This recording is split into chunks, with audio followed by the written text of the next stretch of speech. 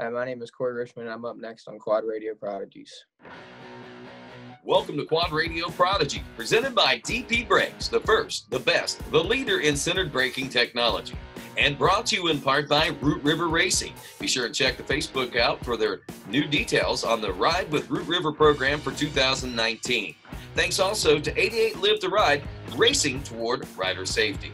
And special thanks to great sponsors like Jansen Motorsports, JSR Moto Designs, Ty Loop Honda ATV Racing, Ford Brothers Racing, Dalton Turpin Racing, and Impact Solutions. So I'm here with our sponsored rider, Walker Fowler, championship again. Just tell me a little about our relationship that you have with DP. My relationship with DP Brakes, man, goes back from literally, I believe 2002 or 2003 when I started running national stuff. And owner Larry Mills, we kind of were in contact with him even before that. So, all our youth dirt bikes at the time, KTM 65s, the Cobras back in the day, 300EXs, Raptor 250s, YFZ 450s, and now in a YFZ 1000R. He's always had us covered, and it's just been, stopping has never been an issue in my world. And welcome to the voice of the ATV Racing Nation, quadradio.net. And this is Quad Radio Prodigies, presented to you by DP Brakes. And, of course, our guest here today, Korie Richmond from the ATV motocross racing world. And we say hello and welcome to Korie. And, Korie, how's things up in beautiful northeastern Ohio? I understand you're up from around the Akron area, correct? Yes, sir. Awesome, man. So It's how's awfully rainy. Awfully rainy. I was wondering if you guys were getting snow or rain. I know that I'm down here in southeastern Ohio, probably about 3-4 hours due south of you. And we've had some rain going through here. It's been cold leading up until like yesterday, I think, or the day before it started warming up, and then the rain started coming, and I'm like, doggone, I'd really like to see a little bit of snow. I know if you're going to be in a situation where you can't ride, I'm sure that you might like to see a little bit of beauty out there, especially around the Christmas season, huh? Yeah, especially some snow. Well, it is the Christmas season. New Year's is coming up, of course, to 2019. We got a lot to talk about that. How was your holiday, man? How was Christmas for you and your family? It was very good. Very, very good. Just hanging out with the family, Did you get anything cool, man? Got a helmet. Those things are pretty nice and pretty cool. So is it like a special design helmet or something like that? Nah, just a common helmet, for next year. Awesome. Well, let's talk a little bit about you yourself, man. As we said, you're out of Akron, Ohio, and obviously you're school age. Tell me a little bit about, do you go to public school or you homeschooled? What's going on there? I go to public school my whole life. We're talking about homeschooling next year, depending on how this year goes. Just kind of going with the flow. And if things happen good this year, then we're probably going to homeschool next year. But I'm going to finish out public school this year. Awesome. Obviously, it's a good thing. And how has the school been reacting to your racing endeavors? I know you put a lot of energy over the last few years, especially since your youth ranks into the racing. Has it interfered much with what's going on there at school and stuff? Have they said much? They're really lenient about it. More just like because they know I've been doing it. I've been going to the same school since I was young, so they know that I'm in it, and they kind of just let me go. Kind of one of those type of deals. Well, that's great. That's great. And with that, that gives you a lot of opportunities. And, hey, man, maybe thinking about staying in public school might not be a bad idea. What grade are you in right now?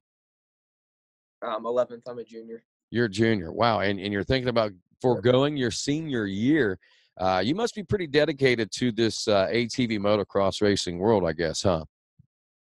Yeah, really dedicated. Let's talk a little bit about it.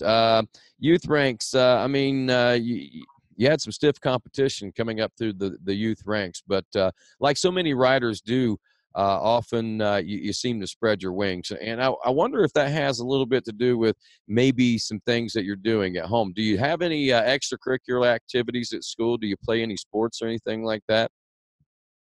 No, sir. I used to, but over this season, I decided not to.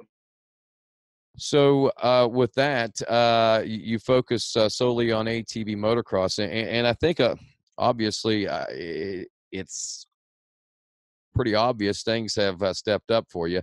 Moving up from the youth ranks into the big bikes, it often does seem to riders seem to blossom there. So tell me a little bit about the transition for you. I mean, you went from 2017 in the youth all-star class and the schoolboy senior class of sixth place to battling for wins constantly in 2018 and battling for a championship, coming up just 1 point short, I believe it was, in the Open B class against Devin Kendrick, and in the Production B class, about 18 points down from Carson Parrish. I mean, what a season it seems like, and I remember watching you guys line up, and I always remember thinking, wow, Korie's really stepped his game up this year. And every time the gate dropped, I always remember thinking Richmond's going to be a player in this one.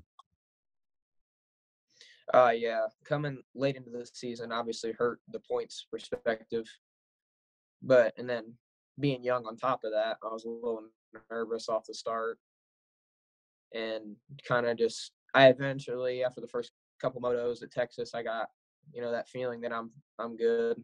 Just kind of had to hold my own out there, being young with all the older guys. Now, with that, how old are you? I'm 16 right now. So you're 16. So you're kind of raw. And what will you be whenever the season starts in 2019? I'll be 17 whenever it starts. Awesome. So a little bit of age and maturity under your belt, a second place position finish. And from what I understand, it's been quoted that you said, Korie, I'm not going to finish second place in 2019. And maybe I misquote that. Might have been more like I'm never going to finish second place again or something like that. Sounds to me like that you may have some pretty good determination going on right now. Yeah, definitely. Well, the second didn't feel that great. Well, tell me a little bit about the season. I mean, you did have some pretty outstanding competition. I mean, Carson Parrish, he did the same thing. I mean, he stepped up, obviously, did a great job. Devin, we saw him just becoming a master of that bigger quad. The more time goes on, the more maturity he is obviously achieving there. So, I mean, it's not like the competition that you were going against was anything that less than what you'd gone against before. I think maybe the competition you were racing might have been a little more intense here in 2018, and you stepped up to the game. So talk a little bit about the season itself and racing against first. Let's talk about the Production B class. That one, a pretty good one. I think you got a win or two throughout the course of the seasons. A lot of outstanding second and thirds and things like that to follow up with. Yeah, for sure. With Carson and Scaletti and Borwag all happened a couple years on me in the 450 class with experience-wise. It was definitely in my starts. I struggled a lot on starts, but towards the end of the season, we got that figured out. And it wasn't a rough transition, but it was definitely something I had to get used to throughout the course of the season. Well, you seem to adapt quite nicely. There's no doubt about that. Same thing going on in the Open B class. Talk a little bit about that one. That one came down a little closer, a 1 point deficit. And going into the last couple of rounds, I know that with drops and things like that, there was a lot of formulas that were going on in your head and a lot of things that had to happen in order for you to win the championship. But talk a little bit about that one. And I know that one probably might have been pretty near and dear to you because you were so close to that one. Yeah, I did good throughout that class for the most part. And then at Sunset, I was leading and wrecked, and that's what kind of put a damper on it. But other than that, I did pretty good in that class. I think I got 2 or 3 firsts and then like 2 seconds or something like that, and then like a 13th when I crashed. So when you look back over the season, what do you think you learned most about that? Because I'm sure, like you said, you had a lot to learn coming into that. With less experience than what the competition you were racing against had. So tell me what you think you might have learned the most throughout the course of 2018. I definitely learned if you get a bad start to make smart passes. Be patient for sure. Patient is huge, but you got to make quick passes at the same time. So you got to be patient, but be smart. And just basically just focus on what you're doing. Just you got to push, but be smart and patient at the same time throughout the pack if you were to get a bad start. And then if you're up front, just run your own race and keep your tempo going. Do you ever find yourself pushing yourself beyond limits that you're not comfortable doing, or do you always ride within the limits? I've definitely pushed beyond, I think, a couple times. And when you do that, do you learn anything from that, or do you tell yourself maybe I shouldn't have done that, or do you say, wow, I've got a little more in me than what I realized? When I push harder than I should, I realize I can go that much faster. Well, good. I'm glad that things have worked out well for you. So tell me a little bit about the off season. What's been going on?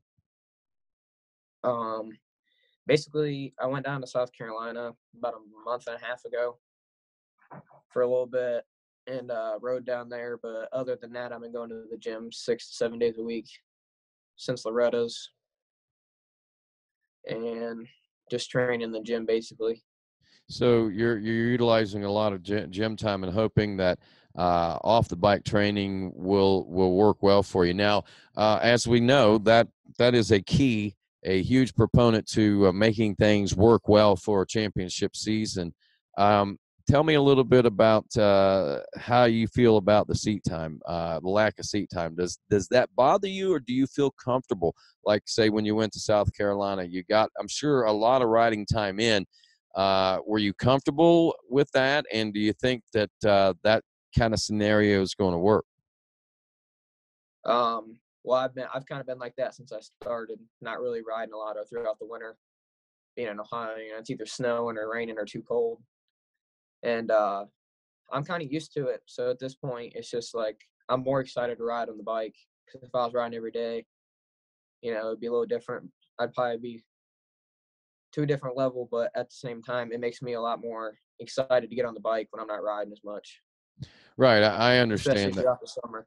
Yeah, I understand that completely and wholeheartedly. I mean, it's kind of a double-edged sword. You like that bike fitness, but at the same time, you don't want to burn yourself out. But and that is kind of a happy medium that you've got to find there. And I'm sure that you're not having much problem finding that at all. And with that, the off season, you're getting yourself prepped up. Now, what are you prepping yourself for? Are you looking forward to tackling the B class once again in 2019? Are you going to step up to the A class? What's the plan there?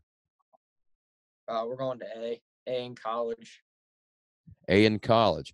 And so, I mean, the 1 year in the B class on the big bikes, you already feel that confident that you're ready to face off against those guys? Or do you think that you're fast enough and you think that's the best way to get faster? I think I'll be perfectly fine in the A class, in my opinion. Right. I And think I'll be fine with them guys. I don't think awesome. I should have any problems. I like the confidence, and obviously you say it without any cockiness whatsoever. It is, I think, I like it. I mean, that's what it takes, is that kind of confidence. And with that being said, you've got yourself planned for 2 classes. You didn't say anything about a production class. Next season, they have a couple different things we'll talk about, and I want to get your perspective as an amateur rider. First and foremost, let's talk about, since we're talking about classes, the production classes that they're talking about. We've got the new production pro class that is going to be like a Sunday show. We've got the production like A and BC classes or something like that. I think the details are posted on ATV Motocross. But regardless, I was talking with Casey Greek there last week about that. Just curious, from an amateur rider standpoint, how does that make you feel? I mean, looking at the concept of going back to something that is a lot different, I guess, than what you've been faced with growing up through the youth ranks and now into these amateur ranks. Yeah, I think the stock classes for considering like a local guys, it's going to offer a big lot for them. And then say people that are local that want to run the whole series, it's going to make it a lot more or less expensive for them to run the whole series so they can compete at a national level with that kind of bike. And then especially with the pro class, if you were running the stock class, you have something to look forward to eventually go pro and something like that on a stock bike, which helps. I think it'll help grow it a lot, honestly, in my opinion. So have you thought about it yourself? I mean, is it a possibility that you might take a stock bike out there and race a class or two?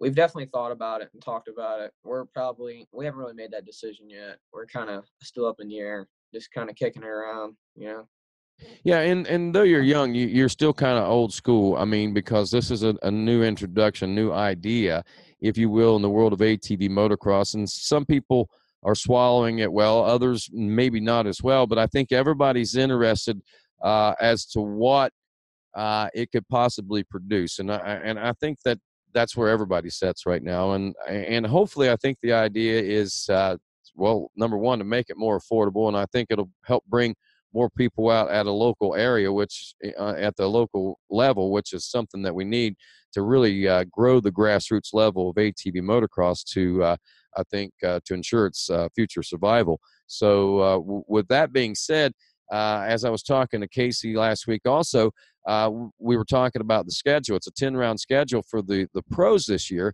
but it's only an 8-round schedule for you guys. And I have to think, being a publicly schooled individual, that might be something that weighs into your favor, because there's not, I don't think, as many races during the school season, which will, I think, help maybe make things a little better for you in that department.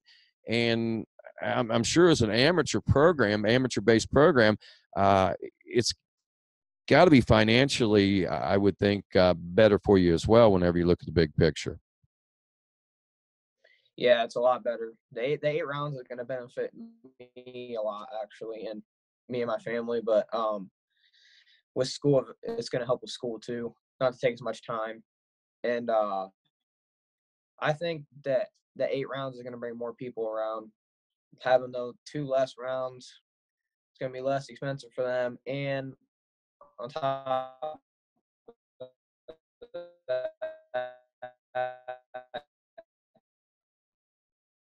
you have the staying healthy factor throughout. Another 2 rounds is hard.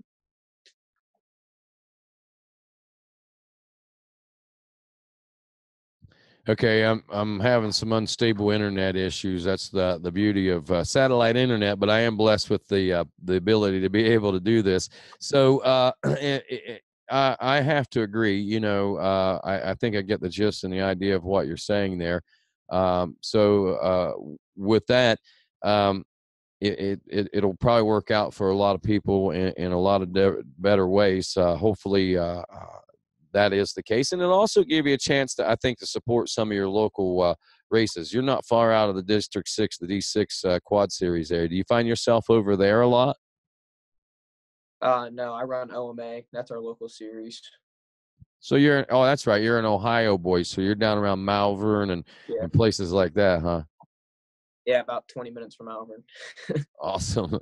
And then there's where was that that we went up there? We had an ATV motocross. Briarcliff.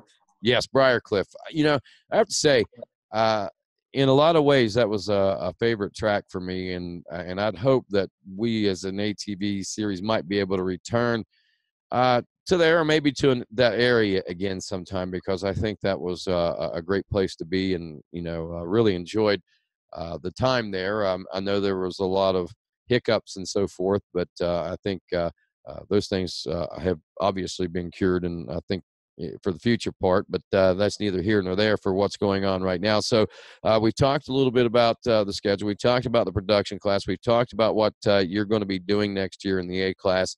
What have you heard about the A class? You're stepping into it. Who else is going to be in that?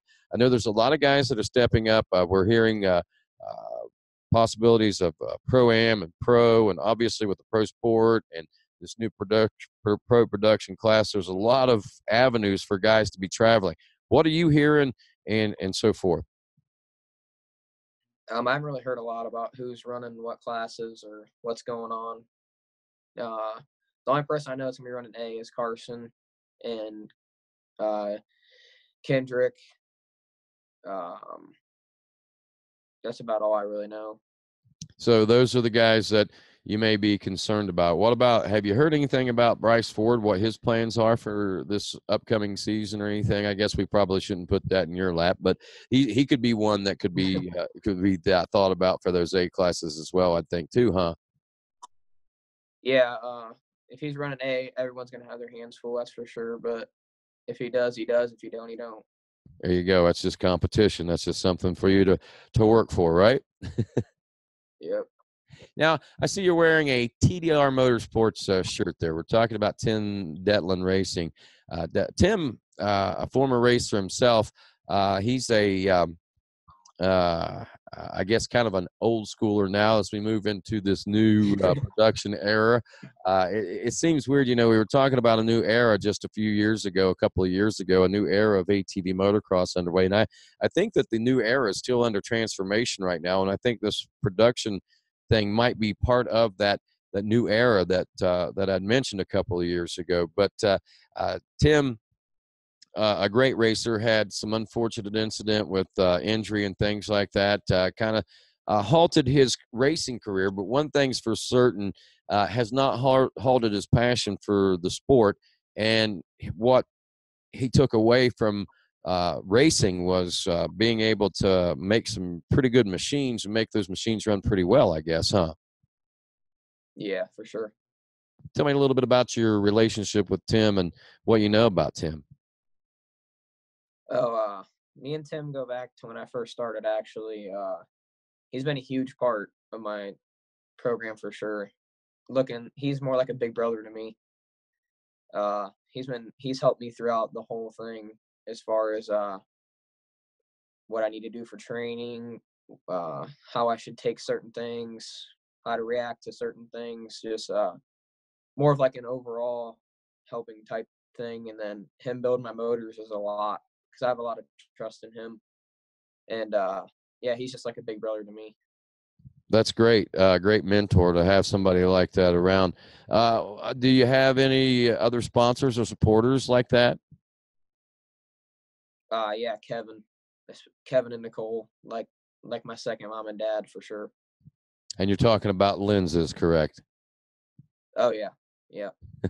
And that's Kyler Lenz Racing, and what was that, Team 13 Racing? I guess you're a part of as well. That's a separate deal. Okay, so you're that's more like the Kyler Lenz Motorsports. Yeah. Okay, great.